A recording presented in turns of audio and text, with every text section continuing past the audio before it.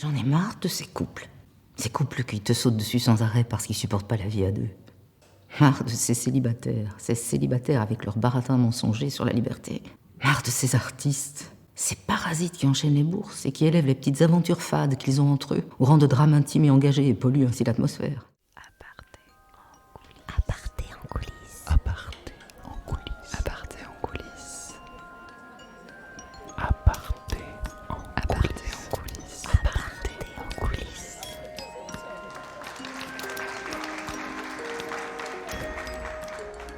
Vous écoutez Aparté en coulisses, balade dans les méandres de la création, le théâtre des martyrs en podcast. Aparté en coulisses. Épisode 2. Mademoiselle Agnès, journal de bord. Marchez sur les traces de Fabrice Hade, France Bastoun, Daphné Deur, Adrien Dremel, Stéphane Fenocchi, Gwendoline Gauthier, Félix Van Orenberg, Chloé Winkel, Philippe Sireuil et quelques-uns de ses collaborateurs tout au long de la préparation de leur spectacle. Marre de ces cosmopolites, ces donneurs de leçons à la barbe de 3 jours qui se sentent tellement ouverts sur le monde, juste parce qu'ils ont entraîné leur godasse pendant quelques mois en Amérique du Sud avec leur sac à dos à la con. Je m'appelle Philippe Sireuil, je suis metteur en scène et également directeur artistique et général du Théâtre des Martyrs. J'ai découvert Rebecca Krischeldorf au travers de Villa Dolorosa, spectacle que nous avons coproduit dans la mise en scène de Georges Ligny, écriture qui m'a profondément intéressé, ce qui m'a fait chercher à lire d'autres textes qu'elle avait écrits. Et je suis tombé, un peu par hasard d'ailleurs, sur Mademoiselle Agnès. Je l'ai lu d'un trait, ce qui est toujours bon signe. J'avais beaucoup ri à la première lecture, et puis je l'ai relu dans un mouvement assez rapide, et j'étais très bouleversé par cette deuxième lecture, et cette ambivalence de réaction à l'égard du texte m'a laissé entendre que j'avais quelque chose à voir avec lui. Voilà ce qui en fait a été l'élément déclencheur. Tu réclames une sincérité absolue, alors je te le dis sincèrement, je m'inquiète. Pour moi? Si tu continues comme ça, tu finiras dans un endroit très très obscur. Et qu'est-ce que ça peut bien être comme Ça endroit? s'appelle la marginalité sociale. Oh! Il se trouve que c'est mon endroit préféré. Mademoiselle Agnès, c'est une réécriture complètement trash, et en tous les cas contemporaine, du Misanthrope de Molière, où le rôle d'Alceste ici bascule du côté féminin en la personne d'Agnès, ce qui permet à Rebecca Krischeldorf de dresser alors un portrait au vitriol des mœurs contemporaines, et notamment dans le milieu de l'art. Alors c'est un texte jouissif, c'est un texte méchant, mais c'est pas un texte bête, c'est pas un texte bête et méchant, c'est un texte assez méchant. Lundi 11 octobre, premier filage. Premier rendez-vous avec le plateau, avec les autres comédiens. Première rencontre avec notre micro. L'ambiance est concentrée dans la salle de répétition, nichée au cœur de Scarbeck. Nous sommes 144 rue Artan, dans une salle qu'on appelle Théâtre d'Ose, et nous sommes le premier jour de répétition avec l'ensemble de la distribution de 8 personnes. C'est une grande salle de répétition qui ressemble un peu à, je dirais, une ancienne salle de fête d'école primaire. En tout cas, c'est haut de plafond, ce qui est toujours très bien quand on répète du théâtre, d'avoir de l'espace aussi au-dessus de nos têtes. Et voilà, ce lieu est tenu par une dame qui s'appelle Denise. Bonjour Denise. Qui habite ici? Qui paye le loyer de ce putain d'appartement ancien avec stuc et porte à double bâton? Oh non, ça suffit! Ce type se la joue tellement! Oui, Quel connard prétentieux! dis celui qui a nommé son groupe d'après son propre nom, juste au pluriel. Dis Orlando. Qu'est-ce que t'as envie? Nous n'en sommes nulle part. Nous avons fait aujourd'hui une traversée, ce que j'appelle un à-travers-tout. Je demande aux acteurs et actrices de s'équiper d'un costume qu'on met à leur disposition et de traverser tout le texte sans aucune autre indication que celle de leur demander d'y aller, comme on dit, de jouer, puisque finalement on est là pour ça, ils sont là pour ça, sans qu'il y ait eu encore de travail de réflexion dramaturgique, sans qu'il y ait l'espace forcément comme ça, pour le plaisir, démarrer, débuter, apprendre à se connaître sur le plateau, dans l'impro, en fait. C'est très chouette de rencontrer l'équipe, parce qu'on ne se connaissait pas tous. Il y en avait que j'avais déjà vu jouer, mais que j'avais jamais rencontré dans la vie, ni dans le travail. C'est le jour de la rencontre avec la matière du texte et avec des gens. C'est toujours un peu vertigineux de faire une plongée comme ça, de traverser toute la matière, mais c'est super agréable de découvrir les autres acteurs en mouvement sur le plateau et l'histoire à travers eux. Je suis impatient de pouvoir mettre en pratique déjà les premières choses dont on a discuté. Mon personnage est musicien dans le spectacle et j'ai commencé par travailler les partitions musicales parce qu'il fallait qu'on fasse ça en studio en amont et puis il fallait que moi j'apprenne à gratter quelques accords de guitare, je savais pas le faire. Donc la partition du fils, je l'ai lue plusieurs fois, je l'ai écouté à la lecture, mais le travail a commencé pour moi par la musique. Ça s'est vraiment bien passé, on a fait un premier filage à la sauvage, c'est quelque chose qui peut être un peu intimidant, mais moi j'aime bien parce qu'on brave le ridicule. Il y a un truc, on doit sortir quelque chose par la porte ou par la fenêtre et on a l'air un peu bête, on a l'air un peu perdu, on a l'air un peu con et au moins on est débarrassé de toute la bienséance, j'ai envie de dire, et donc on peut se foutre de la tronche les uns des autres en joie et en travail. Je trouve ça très positif. Aujourd'hui, ça s'est bien passé. Moi, j'étais dans la position que j'occupe souvent en tant que metteur en scène, j'étais dans l'écoute et dans le regard de ce que les actrices et les acteurs me proposaient et qui me permettait au fur et à mesure du déroulé de la séance de tirer, non pas des conclusions, surtout pas, bien trop tôt, mais d'énumérer toute une série de questions que j'allais leur renvoyer par la suite. C'était plutôt plaisant, mais très confrontant. Ouais, ça va être beaucoup de travail, mais ça va être gai. Je me sens au début de cette aventure très serein et en même temps pas content de moi. Je me dis qu'il y a 1000 choses à faire, que ça n'ira pas, que je passe à côté du rôle pour l'instant, que je ne l'ai pas encore trouvé, mais le plus serein possible. Comment ça s'est passé aujourd'hui pour moi? Je dirais que c'est un saut dans le vide. J'ai essayé de me raccrocher à tout ce que je pouvais et donc j'ai peut-être pas joué le jeu à fond, mais c'est normal. Je crois que c'était un plaisir de découvrir les partenaires, la rencontre avec toutes ces voix et ces visages, et donc de sortir un peu du cérébral que la mémorisation induit d'office quand on est juste seul avec les mots et le fait de devoir retenir les mots. Et puis là, ça humanisait la chose, on va dire. Mais bon, ce n'est que le tout début, et donc on se rend surtout compte de ce vers quoi il ne faut pas aller, plutôt que de ce vers quoi il faut aller. Demain, mardi 12, on va se mettre autour d'une table et on va relire le texte tous ensemble et parler des scènes. Et puis après ça, on commencera, dans l'ordre chronologique, passer les scènes en revue et aller travailler à la matière du plateau, au révélateur du plateau.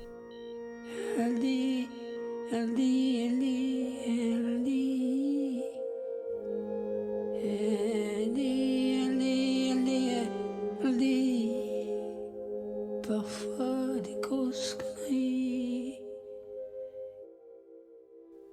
Vendredi 5 novembre. Les répétitions ont commencé depuis un mois. Retournons à Scarbeck recueillir les impressions à mi-parcours. Ça fait un mois qu'on travaille. On arrive à peu près à mettre les carrés dans les cubes, c'est-à-dire on arrive à faire tout le parcours de la pièce maintenant. Donc c'est bien. Maintenant, il va s'agir de trouver du rythme. On s'entend bien tous. Après le filage de mardi dernier, je me suis remis en question, pas mal. Je me suis senti très très mauvais. Plus pire que ça, complaisant. Et je me suis auto-engueulé. C'est-à-dire que c'est comme s'il y avait eu un metteur en scène à l'intérieur de moi qui dit mais c'est pas possible, tu vois. Tu commences sérieusement à nous faire chier, Fabrice Had, tu vois. Pour qui tu te prends, quoi? Philippe, il a été sympa, il a juste dit quand Fabrice est là, on s'endort un peu. Juste à la fin, il y a eu un moment de grâce, mais j'ai senti qu'il fallait que je resserre les boulons et que j'étais parti sur une piste j'étais un peu pépère, tranquille. On a déjà traversé évidemment toute la pièce et je dirais qu'à ce stade-ci du travail, on est vraiment en train de creuser les sous-couches du texte, de fuir les évidences. On est aussi dans une étape où on commence à construire, en tout cas à fixer certaines choses en termes de spatialisation, de rapport entre les corps. Et puis on va bientôt commencer le travail un petit peu plus chorégraphique dès demain avec Darren Ross, puisqu'il y a quelques séquences dans notre création qui demande à être si pas dansée, en tout cas un petit peu plus chorégraphiée. Je m'appelle Vincent Lemaire, je suis scénographe du spectacle. Je remonte la maquette pour vous expliquer les choses. Alors au sol, une grande surface grise qui est refermée par un grand mur curve, tapissé d'un Jackson Pollock, retravaillé, qui est plus là pour la citation. Au-delà de lui, parce qu'on voit à travers une grande porte, il y a un second espace refermé par ce qu'on appelle des vénitiennes. C'est surtout une grande entrée de lumière. Vénitienne qu'on retrouve aussi à Jardin, donc à gauche du plateau quand on regarde l'espace. À Cours, il y a derrière le grand mur curve un grand mur rouge, percé lui aussi d'une dernière issue. Voilà, donc c'est un espace dans lequel on circule terriblement, c'est un espace de jeu. Mardi 23 novembre, une semaine avant la première. L'équipe vient d'arriver au théâtre, l'heure est à la découverte d'un nouvel espace, d'un nouveau rapport au public. C'est le moment de la rencontre avec un nouveau partenaire. La technique. Donc aujourd'hui, on a commencé par un travail avec Darren qui est chorégraphe et c'est une scène de groupe donnant à voir en fait les différents personnages qui visionnent le film de Sacha à travers des lunettes 3D et donc ce visionnage est chorégraphié en fait. Ça va pour tout le monde, je crois qu'il est content, Darren. Moi je dois dire que ça a été longtemps une de mes grandes angoisses, moi, les chorégraphies de danse. Et ça va, ça c'est petit, c'est des petites choses. Ça me fait du bien de me dire que je suis capable de pouvoir intégrer des mouvements, une chorégraphie. Je suis un peu handicapé à ce niveau-là. C'est chouette d'arriver sur le plateau parce qu'on a quand même passé plusieurs semaines en salle de répétition. Et c'est vrai que c'est pas du tout la même chose au niveau des volumes, de l'espace, des couleurs, de l'atmosphère. Ça change beaucoup de choses. Depuis qu'on a investi le plateau des Martyrs, donc, on a surtout fait des petits raccords, des mises en place à gauche, à droite, des trucs très épars comme ça.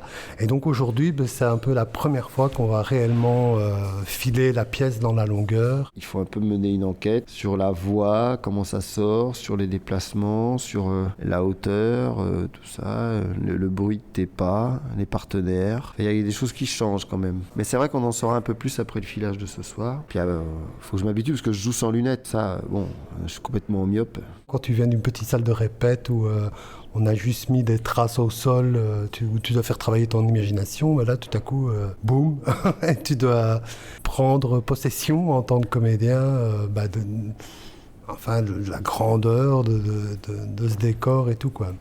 Donc il y a un côté un peu impressionnant, mais en même temps il y a un côté un peu excitant aussi, quoi. Alors dans les prochains jours, on va travailler sur des raccords plutôt techniques, je pense, sur du jeu et aussi principalement sur la lumière, vu que c'est Philippe Sireuil qui fait la création de lumière et qui n'a pas eu le temps de véritablement la faire pendant les dernières semaines de répétition. On va s'atteler à ça.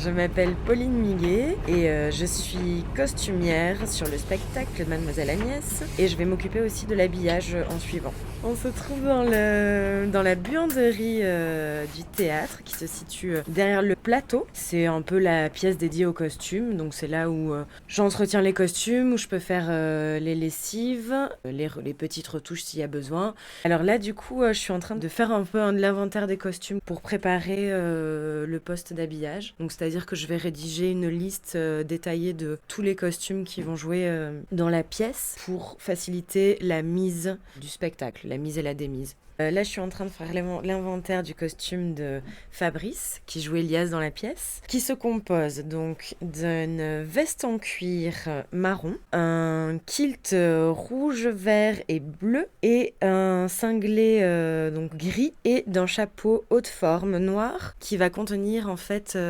des accessoires qu'il pourra tirer de son chapeau. Et c'est un costume assez disparate, parce qu'il joue un espèce de vagabond philosophe comme ça dans la pièce. Mademoiselle Agnès était un peu le personnage qui a été le plus compliqué à construire. On a même déconstruit en fait cette silhouette-là. Au début, on était parti sur un découpage qui donnait 4 silhouettes, je crois, dans la traversée de la pièce, pour finalement épurer et arriver à une seule silhouette, qui était beaucoup plus juste et cohérente pour le personnage de Mademoiselle Agnès. Mardi 30 novembre. Jour J. Impression, quelques heures avant la première. Retrouvez l'équipe au fil de nos déambulations dans les coulisses du théâtre. Chacun est dans sa bulle, se préparent pour enfin rencontrer le public. Pour certains, c'est le début d'une nouvelle aventure. Pour d'autres, c'est la fin. L'heure de laisser la place aux acteurs. Ce soir, c'est ce qu'ils appellent... c'est la première. Mais moi, j'essaie de faire que c'est pas la première, parce que sinon, il y a un espèce de truc qui se met en place, la première, qui peut te dévier de... Moi, j'essaie de me dire que c'est la 64e du côté de... Je sais pas, d'Urbuy, et puis... sinon, ça peut être un peu stressant, quoi. L'oiseau des morts tombe de tous les arbres. C'est le printemps noir, le printemps noir. Le vent chante au fond, il chante les rêves collectivement avortés. On est sur le plateau du Théâtre des Martyrs et j'étais en train de répéter mon petit morceau de guitare, mon intervention musicale dans le spectacle. Je fais le raccord de guitare parce que c'est le truc le plus neuf pour moi et du coup c'est le truc avec lequel je suis le moins à l'aise. Donc j'aime bien gratter ces quelques accords-là avant de jouer. C'est la première ce soir, ça va être trop cool. Et toujours il pleut par la fenêtre de ma convoitise. Par bêtise j'ai laissé ouvert, par bêtise j'ai laissé ouvert. Et toujours il pleut par la fenêtre de ma convoitise. Par bêtise j'ai laissé ouvert, par bêtise j'ai laissé ouvert. Moi j'ai des amis qui viennent ce soir que j'ai pas vus depuis longtemps. C'est aussi des moments où on peut voir des gens, c'est un moment de rencontre, donc c'est chouette. Et bien là, on est dans la loge maquillage, où les comédiens viennent se faire maquiller et coiffer avant le spectacle. Je m'appelle Jennifer Merjean et je suis maquilleuse, je suis la créatrice maquillage et coiffure du spectacle Mademoiselle Agnès. On rencontre d'abord le metteur en scène et les comédiens, on analyse le texte, on voit avec le metteur en scène quel genre de personnage il souhaite avoir sur scène, dans quelle époque il souhaite les mettre, s'il a des demandes particulières en coiffure ou en accessoires postiches. Tout ça se fait fort en amont et puis une dizaine de jours avant la première représentation, on vient faire des essais et on teste les maquillages sur les comédiens et puis on adapte en fonction des lumières de la pièce, des envies du metteur en scène, des petits aléas techniques aussi qui nous font changer certains éléments de maquillage ou de coiffure. Aujourd'hui, c'est la première du spectacle et donc le stress que tout se passe bien, mais tout va bien se passer. Et donc voilà, on doit être encore plus méticuleux, mais tout est prêt, on s'est préparé bien à l'avance. Donc c'est aussi une répétition pour nous, toutes les répétitions avant, la générale. Et puis voilà, là on se lance dans le bain et ça va être 15 jours de représentation intense, mais gai. Alors on se trouve dans la loge maquillage. Je suis entre les mains de Lucie qui est en train de me préparer à la fête de ce soir, de me faire une tête décente. On a cherché pendant longtemps la tête que devait avoir Fanny, qui est donc le rôle que j'interprète. Et elle est passée par, je pense, 10 essais de perruques différentes, une coloration. Et puis finalement, on a opté pour un bombage des cheveux avec un spray rouge un peu métallisé à paillettes. Voilà, j'ai l'air d'une... Mon crâne ressemble à une super carrosserie de voiture de luxe. Je suis rarement stressée avant de jouer. En général, le stress me surprend en cours de route, ce qui est pire. Je m'appelle Laurine et je suis assistante à la mise en scène. Là, je suis assise sur la moquette du Théâtre des Martyrs parce qu'on a enlevé notre table de travail, étant donné que c'est la première. Et là, c'est un petit moment d'accalmie où l'équipe n'a pas besoin de moi. Donc, je suis en train de régler toutes les choses que je n'ai pas pu faire pendant que j'étais en création sur Mademoiselle Agnès, parce que ça prenait beaucoup de temps. Donc je rédige des mails, je réponds à des messages, je regarde mes comptes, je fais des choses comme ça. C'est à la fois assez calme comme journée, parce qu'on n'a plus de répétition. Donc le rythme change d'un seul coup, c'est assez particulier. C'est aussi mon dernier jour, normalement, où je suis présente en tout cas. Je vais continuer à suivre le spectacle, mais pas physiquement. Donc là, chacun et chacune est un peu dans son coin, se concentre sur lui ou elle-même. Et moi, j'attends que ça commence. So my name is Rebecca Kricheldorf and I wrote the play. It's always very, very exciting before a show, before you see a staging of your own play, but especially when it's in a foreign language or a foreign country. So I'm very excited, but in a good way. So I'm very happy to see it now. So. Bon, on va voir ce qu'elle pense de tout ça. Puis demain, il y a un bord de scène. Aussi avec elle, je crois, c'est ça, une rencontre avec elle. Puis c'est mon anniversaire demain. Mais bon, ça, je crois que ça me ravit. Prendre un an de plus. Bon, voilà. Donc, ouais, il y a l'auteur. Ouais, normalement, elle a écrit, en tout cas, en ce qui me concerne, mon personnage, 20-25 ans. Voilà, j'ai 42 ans. On va voir si elle est contente de mon kilt. Il manque Daphné, c'est ça? Tous sur le plateau. Moi, je sais pas d'où ça vient, j'en ai perdu 2. Tous sur le plateau. Tout le monde sur le plateau. Tous sur le plateau. Plutôt que de longs discours, j'ai écrit un texte que je vous lis. Tout simplement. Ça ira vite. Chère et chère, dans quelques minutes, le spectacle que nous avons construit ensemble depuis début octobre vous appartiendra, me reléguant au rang de spectateur amoureux, mais définitivement impuissant. Dans quelques minutes, c'est au travers de vos énergies, intelligence, sensibilité, inventivité, savoir-être et savoir-faire que le spectacle prendra corps et puissance au-delà, je l'espère, des directions que je lui ai insufflées, les dépassant pour les colorer et les amplifier. Mettre en scène, c'est savoir-faire, c'est aussi laisser vivre, ainsi que le disait Jean-Pierre Vincent, et je fais mienne cette devise, vous le savez.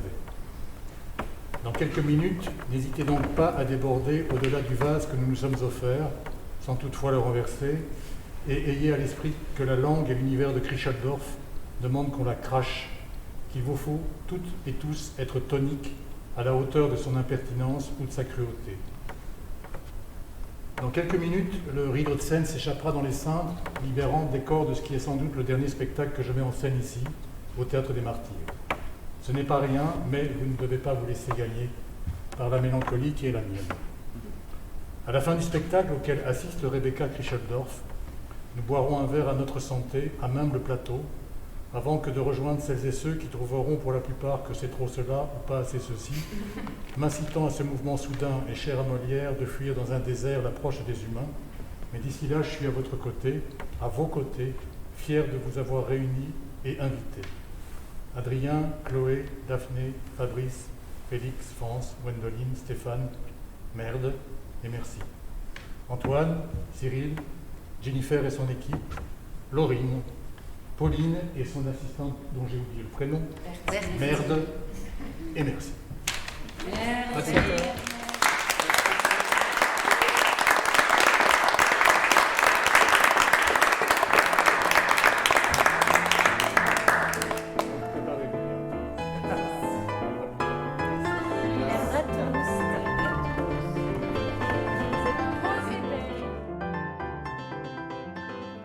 Mademoiselle Agnès de Rebecca Kricheldorf, dans une mise en scène de Philippe Sireuil, se joue dans la grande salle du Théâtre des Martyrs du 30 novembre au 17 décembre 2021.